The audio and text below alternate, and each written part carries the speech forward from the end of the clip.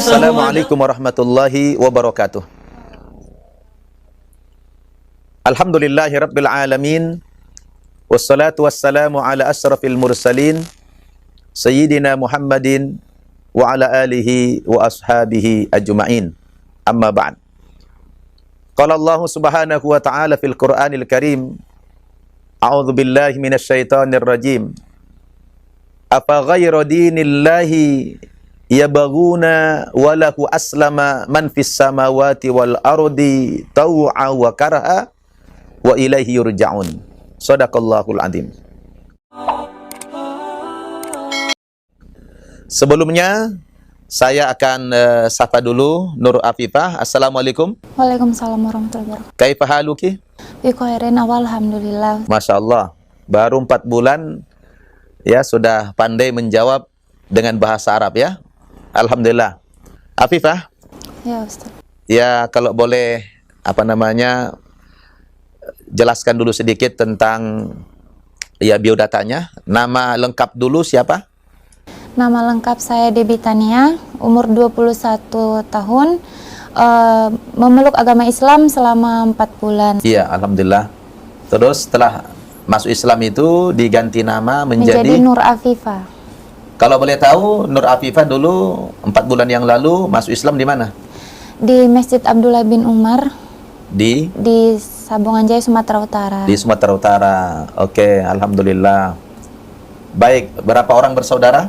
3 bersaudara. Dulu memang terlahir tidak muslim ya? Iya, non-muslim. Non-muslim. Kedua orang tuanya juga non-muslim. Non-muslim. Bagaimana ceritanya dulu Afifah bisa mendapatkan hidayah dari Allah Subhanahu wa taala? Bismillahirrahmanirrahim. Di sini saya ingin berbagi pengalaman, cerita. Insya Allah semoga cerita saya berarti bermakna buat seluruh umat manusia. Awalnya saya sudah tertarik dengan Islam itu sejak kecil. Sejak umur saya masih menginjak usia SD, Iya. Sekolah dasar, di sana saya sudah mulai tertarik dengan Islam. Keluarga saya beserta saya tinggal di lingkungan rumah ibadah saya sebelumnya, di mana saya hanya mengenal agama saya sebelumnya saja, dan saya orang yang tidak bergaul, hanya mengetahui tentang agama saya sebelumnya.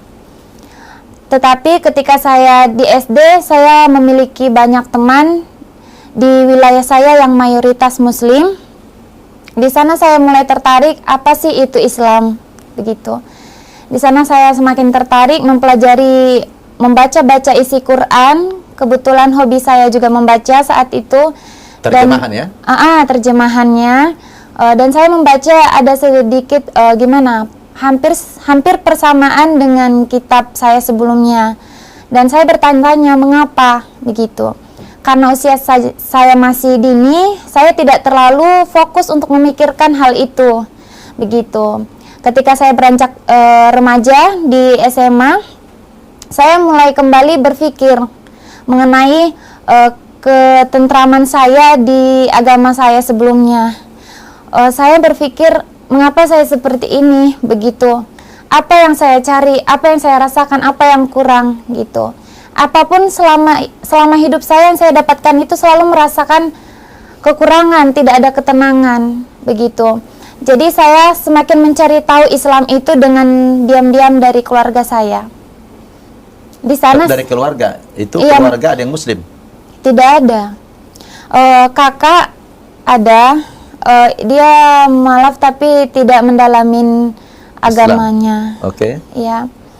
Jadi saya tidak bisa bertanya sama kakak karena dia masih tidak tahu sama sekali, begitu. Jadi saya harus memang mencari sendiri dan bertanya dengan teman-teman saya. Beranjak ke perguruan tinggi, saya semakin mendalami dan semakin meyakinkan diri untuk memeluk agama Islam. Dan sebelum saya memeluk agama Islam, saya benar-benar berpikir hampir setiap malam saya menangis di dalam kamar. Entah hal apa yang membuat saya menangis. Saya yakin hal yang membuat saya menangis itu karena keinginan saya untuk memeluk agama Islam itu belum dapat saya capai, belum dapat saya wujudkan. Lalu orang tua dan keluarga saya selalu bingung mengapa wajah saya dan mata saya selalu sembab begitu.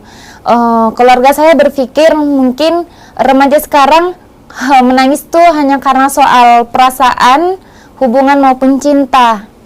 Dan saya menangis itu cinta kepada Allah karena belum bisa mewujudkan keinginan saya. Lalu saya menimbang dan memikirkan ke depannya keputusan saya ini, karena ini bukan hal yang mudah untuk diputuskan begitu. Saya memutuskan untuk memeluk agama Islam keesokan harinya. Malamnya saya berpikir, esok harinya saya memutuskan untuk memeluk agama Islam sehabis azhar.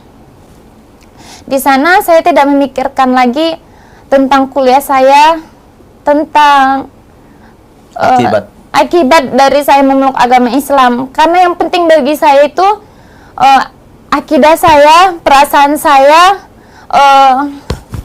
bisa terwujudkan begitu. Saya masih menyembunyikan hal itu sekitar beberapa hari kepada keluarga saya, tapi pasti setiap hal yang disembunyikan itu akan ketahuan, dan akhirnya keluarga saya tahu. Orang tua saya sangat tidak setuju dan marah besar kepada saya, hingga orang tua saya ingin mempunyai rencana untuk melakukan saya kembali ke agama saya sebelumnya. Di sana saya benar-benar berpikir keras untuk menyelamatkan akidah yang saya sudah putuskan itu. Lalu orang tua saya sampai melaporkan ke aparat polisi untuk melakukan pencarian kepada saya, karena saya juga memutuskan untuk meninggalkan keluarga saya demi menyelamatkan akidah saya.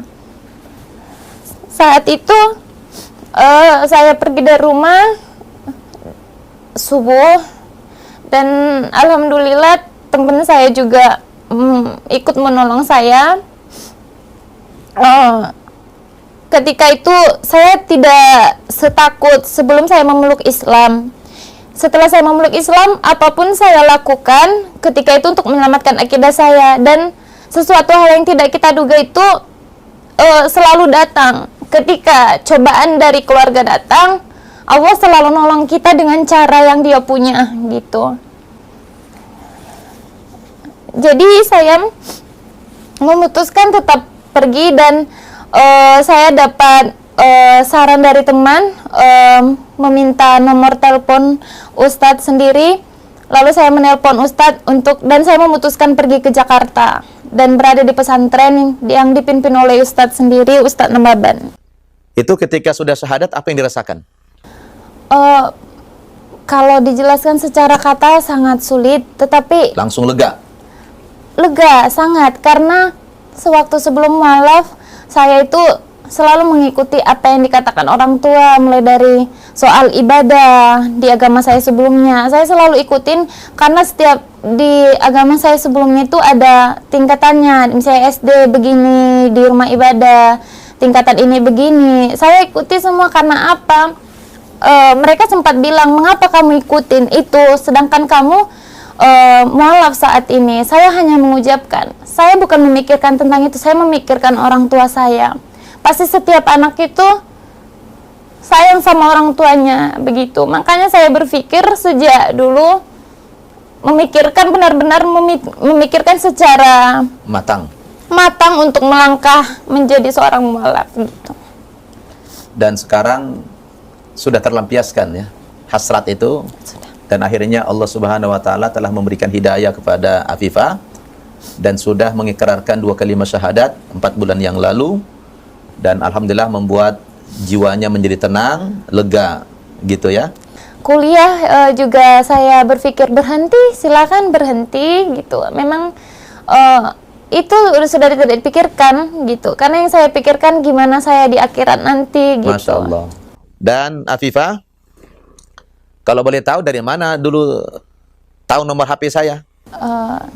Kebetulan saya aktif di organisasi dan teman saya di organisasi punya saudara yang kuliah di luar kota dan memiliki komunikasi dengan Ustadz, dan saudaranya membantu saya untuk bisa komunikasi dengan Ustadz sendiri. Iya, begitu. alhamdulillah. Tapi sebelumnya sudah pernah nggak nonton siaran kami dari Annaba TV nih? Sudah pernah. Apa kesannya? Kesannya luar biasa karena saya semakin benar terinspirasi begitu. Terinspirasi karena saya juga terkejut ternyata ada khusus orang-orang seperti kami ini begitu yang dibuang dari keluarga. Jangan misalkan tidak dibuang, setidaknya tidak bisa bersama keluarga lagi. Ibaratnya kami ada tempat bernaung. Ada orang tua baru. Ada orang tua baru. Subhanallah. Memang pemirsa, alhamdulillah kita membuat pesantren mu'allaf ini, itulah yang kita pikirkan. Saya pribadi dulu juga berlatar belakang mu'allaf, dan dulu pun saya mengalami kesulitan, tapi tidak ada tempat saya bernaung waktu itu, karena tidak ada pesantren mu'allaf. Dan hampir tidak pernah terpikirkan oleh para ulama-ulama kita, oleh tokoh-tokoh Islam kita, bagaimana nasib para mu'allaf, terutama dari aspek pembinaan, karena mereka ini setelah memeluk agama Islam tidak sedikit yang terusir dari keluarganya. Terus mau kemana mereka? Nah, alhamdulillah dengan hadirnya pesantren mu'allaf Annaba Center Indonesia ini, mereka mendapatkan rumah yang baru, orang tua baru, keluarga yang baru. Apalagi di pesantren mu'allaf ini, subhanallah, semua adalah orang-orang yang senasib dengan mereka ini. Jadi beruntunglah Afifah sudah mendapatkan nomor telepon saya dan sudah bisa bergabung dengan teman-temannya para mu'allaf lainnya. Terus bagaimana kesan-kesan Afifah setelah masuk agama Islam ini? Kesan pribadi saya merasa benar-benar sesungguhnya inilah yang benar. Alhamdulillah. Inilah yang benar. Inilah yang dicari. Inilah yang dicari. Inilah penuntun jalan terakhir. Inilah penyelamat kita. Subhanallah. Jadi sudah mantap imannya ya. Terus ada nggak cita-citanya ke depan apa? Cita-citanya saya benar-benar pengen bisa menjadi pendakwah. Subhanallah. Kalau jadi pendakwah nanti, siapa dulu yang mau didakwahi? Keluarga saya pasti. Keluarga, orang tua dulu. Kira-kira sudah mulai pede nanti ya, bisa mengajak orang tua. Ya, sedih nggak kalau orang tuanya tidak Muslim begitu? Sangat. Sangat sedih. Harapan Afifah ingin orang tua dan keluarga semua seiman. Seiman dengan saya. Alhamdulillah. Sama ibadah dengan saya. Dan bertemu di surga kelak. Subhanallah. Kalau begitu, Afifah, bersungguh-sungguhlah belajar agama Islam di pesantren ini, supaya nanti dapat ilmu dan bisa berdakwah kepada keluarga dan masyarakat ya. Saudaramu yang sesungguhnya adalah yang seiman denganmu. Ya. Ya. Dari manapun asal usul saudara-saudaramu itu, dari suku apapun dia, apapun warna kulitnya, bahasa apapun yang dia pakai, kalau mereka beragama Islam, itulah saudaramu yang sesungguhnya, dunia dan akhirat. Kalau saudaramu yang kandung itu, kalau tidak dapat hidayah, cuma dunia saja. Nanti di akhirat pasti berpisah. Tapi sebelum ya berpisah, kalau bisa ajak mereka ke dalam agama Islam. Dan Afifah jangan pernah membenci orang tua. Ya, sayang orang tua, berbakti kepada orang tua, tapi dalam urusan kemanusiaan saja. Kalau dalam urusan iman, tidak boleh taat. Misalnya nanti Afifah suatu hari berkunjung ke rumah orang tua, kemudian disuruh murtad atau dipaksa murtad, Afifah jangan mau. Dan jangan taati. Bila perlu nyawa pun korbankan. Allah sudah mengatakan dalam Al-Quran surat Luqman, A'udzubillahi minasyaitonirrajim, wa in jahadaka ala an tusyrika bi ma laysa laka bi ilmun fala tuti'huma wasahibhuma fid dunya ma'rufa. Dan apabila kedua orang tuamu memaksa kamu kembali murtad dari agama Islam ini, maka kamu sebagai anak haram mentaati keduanya. Tidak boleh patuh sama orang tua yang memurtadkan kita. Tetapi dalam urusan kemanusiaan, engkau tetap wajib berbuat baik, berbakti kepada orang tuamu. Jadi ingat, berbakti kepada orang tua dalam urusan kemanusiaan saja. Dalam akidah tidak boleh berbakti, tidak boleh taat. Orang tua tidak punya rumah, kalau Afifah kaya, bangunkan dia rumah. Tidak punya makan, kasih dia makan. Islam menganjurkan itu. Apapun agama orang tua, kita wajib berbakti. Nah, terkecuali mereka memusuhi kita, membenci kita, tidak mengapa. Itu hak mereka. Walaupun mereka membenci Afifah, Afifah tidak boleh marah kepada mereka. Dia adalah orang tuamu, wala taqul lahum uff. Jangan sekali-kali berkata kepada orang tua, walaupun agamanya beda. Setelah ibadah, sholat begitu rasanya, beda nggak dengan dulu? Beda sangat. Dulu saya beribadah tidak ada aturannya. Sekarang saya beribadah ingin menghadap kepada Allah dengan keadaan niat yang bersih, hati yang bersih, pikiran yang bersih, dan keadaan yang bersih. Subhanallah, alhamdulillah. Terus ada pesan-pesan khusus mungkin kepada orang tua, kepada keluarga?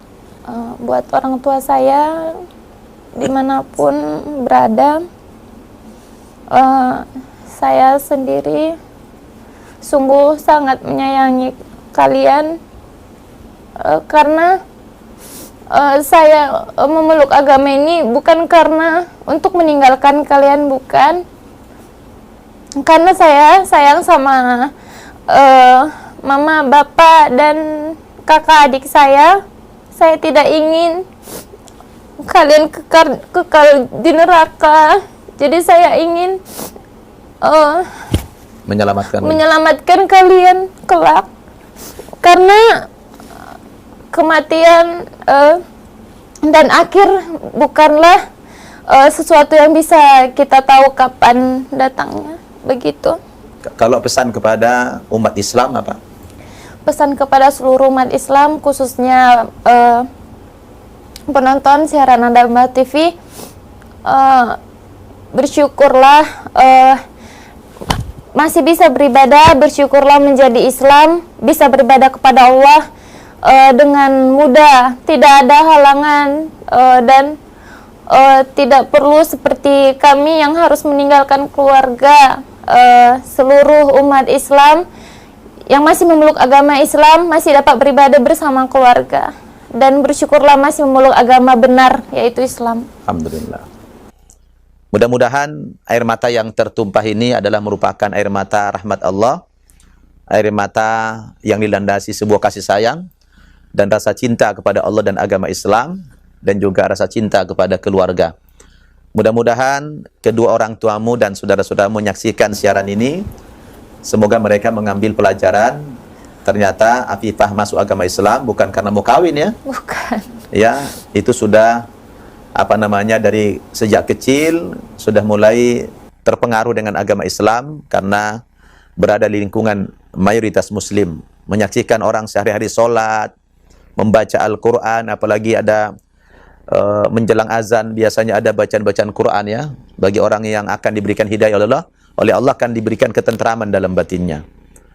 Mudah-mudahan dari kisah singkat saudari kita Afifah ini bisa menginspirasi pemirsa semuanya dan semakin menambah keteguhan iman Islam kita, yang mana belakangan ini orang semakin banyak mendapatkan hidayah dari Allah Subhanahu wa taala.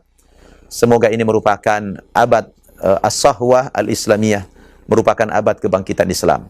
Demikian sedikit cerita testimoni dari Afifah.